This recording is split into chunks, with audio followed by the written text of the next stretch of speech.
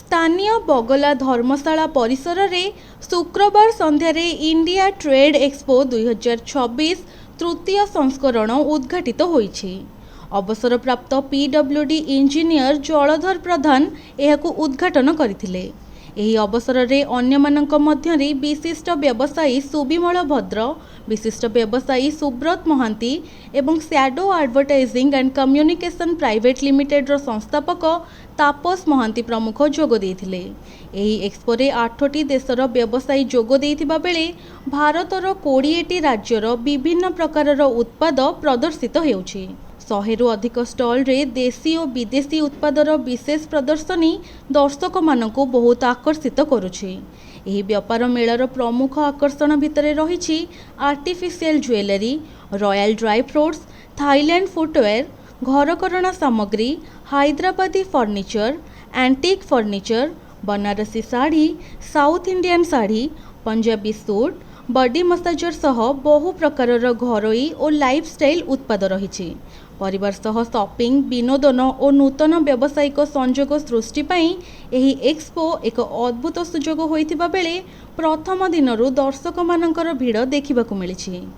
ଏହି ଏକ୍ସପୋ ଆସନ୍ତା ଜୁନ୍ 1 ତାରିଖ ପର୍ଯ୍ୟନ୍ତ ମୋଟ 11 ଦିନ ଧରି ଚାଲିବ। ପ୍ରତିଦିନ ସନ୍ଧ୍ୟାରେ ସାଂସ୍କୃତିକ କାର୍ଯ୍ୟକ୍ରମ ପରିବେଷଣ ହେବ। ଏହି ଅବସରରେ ଜନସାଧାରଣଙ୍କୁ ଏହି ବିଶାଳ ଏକ୍ସପୋକୁ ପରିବାର ସହ ଆସି ଉପଭୋଗ କରିବା ପାଇଁ ଆୟୋଜକମାନଙ୍କ ପକ୍ଷରୁ ଅନୁରୋଧ କରାଯାଇଛି। ପୁରୀରେ 7 ବର୍ଷ କାମ କରିବା ସୌଭାଗ୍ୟ ପାଇଥିଲି, ତେଣୁକରି ଆପଣମାନେ ସମସ୍ତେ ମୋ ସହିତ ଚିହ୍ନା ପରିଚୟ ଅଛି। ଆଉ ପୁରୀରେ ପୁଣି ଇଏ ହେଲା ଦ୍ୱିତୀୟ ଥର ପାଇଁ, କିନ୍ତୁ ଇଣ୍ଡିଆ ଏକ୍ସପୋ 2026 ଯେଉଁଟା ଆପଣମାନେ ଆସିଛନ୍ତି, ଏହା ବି 3rd ଏଡିସନ୍। এই ଏଡିସନ୍ଟା ପ୍ରଥମ ଥର ପାଇଁ 2025ରେ ଏଇଠି ହିଁ ଆରମ୍ଭ ହୋଇଥିଲା। ଏଇ ପୁରୀ ଧାମରୁ ଆରମ୍ଭ ହୋଇଥିଲା। ଆଉ ଆପଣମାନଙ୍କ ସହିତ ମିଶିବାର ସୌଭାଗ୍ୟ ହୋଇଥିଲା।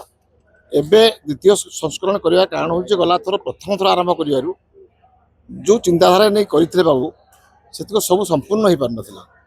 ଆଶା କରାଯାଉଛି ଯେ ରାଜ୍ୟର ପ୍ରାୟ ପ୍ରତ୍ୟେକ ରାଜ୍ୟର, ଓଡ଼ିଶାର, ଇଣ୍ଡିଆର ଯେତେ 35ଟା ରାଜ୍ୟ ଅଛି, ସେଥିରୁ ପ୍ରାୟ 20-22ଟା ରାଜ୍ୟର ଏବଂ ବାହାର କିଛି ଦେଶର ବି ଯେଉଁ ଜିନିଷ ପୁରୀରେ ମିଳୁନାହିଁ କିମ୍ବା ମିଳିଥିଲେ ବି ଉନ୍ନତମାନର ମିଳୁନାହିଁ କିମ୍ବା ସୁଲଭ ଦରରେ ମିଳୁନାହିଁ, ଏ ସବୁତିକକୁ ପୁଣି ଦ୍ୱିତୀୟ ଥର ପାଇଁ ଆମେ ଆସିଛୁ ଆପଣମାନଙ୍କ ପହଞ୍ଚାଇବା ପାଇଁ। ନୂଆ ଜିନିଷ ତ ଏବେ ଦେଖନ୍ତୁ, ଆପଣ ପଶିଗଲା ବେଳେ ଦେଖିଥିବେ ଫର୍ଣ୍ଣିଚର ଅଛି, ବାକି ଆଉ କିଛି କିଛି ଜିନିଷ ଖୋଲା ହୋଇପାରିନାହିଁ, ଯାହାକି କାଲି ସକାଳ ସୁଦ୍ଧା ପ୍ରାୟ ସବୁତିକ ଖୋଲିଯିବ।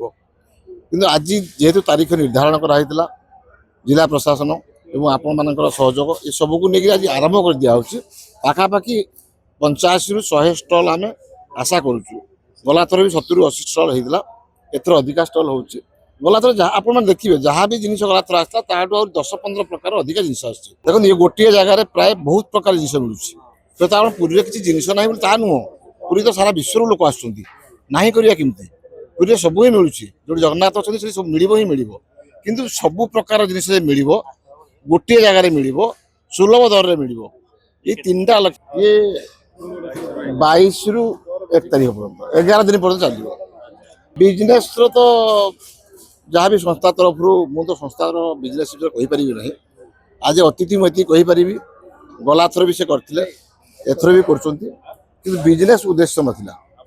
ଉଦ୍ଦେଶ୍ୟ ଥିଲା ଯେ ତାଙ୍କର ନିଜର ପ୍ରମୋସନ୍ ଆଗକୁ ଆଗକୁ ହେବ, ପ୍ଲସ୍ ପୁରୀ ପରି ସହରରେ ସମସ୍ତଙ୍କ ପାଖରେ ପହଞ୍ଚାଇ ପାରିବେ ଭିନ୍ନ ଭିନ୍ନ ପ୍ରକାରର ଏବଂ ସୁଲଭ ଦରରେ।